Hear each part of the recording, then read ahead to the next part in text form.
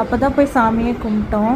வரும்போது இந்த வழியாக கோயில் ஃபுல்லுமே சுத்தெல்லாம் விடல, ஃபுல்லாமே வந்து பிளாக் பண்ணி வச்சுருக்காங்க. அதுக்கப்புறம் போயிட்டு நாங்கள் இந்த வழியாக அப்படியே வெளில வந்துட்டோம். அதுவுமே எல்லா சாமி கும்பிட்றதுக்கும் உள்ளே ஃபுல்லாக அம்பாவை கும்பிட்டுட்டு தான் போனோம்.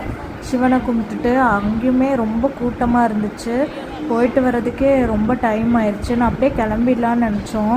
அப்புறமா சாமி கும்பிட்டுட்டு கிளம்புனோம். அப்புறம் வரும்போது கொடிஷியாவில் ஃபர்னிச்சர் எக்ஸ்போ போட்டிருந்தாங்க. ஸோ அதனால் அதுக்கு போயிருந்தோம். சரி எப்படி இருக்குது என்னன்னு பார்க்கலாம்.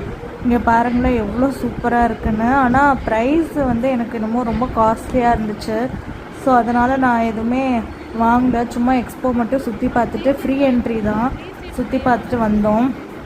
நிறைய ஃபர்னிச்சர்ஸு இந்த ஒரு பிளாக்கில் மட்டும்தான் போட்டிருந்தாங்க. டைனிங் டேபிள், ஃபர்னிச்சர்ஸு எல்லாமே இருக்குது. ஓகே மக்களே, பாய், தேங்க்யூ.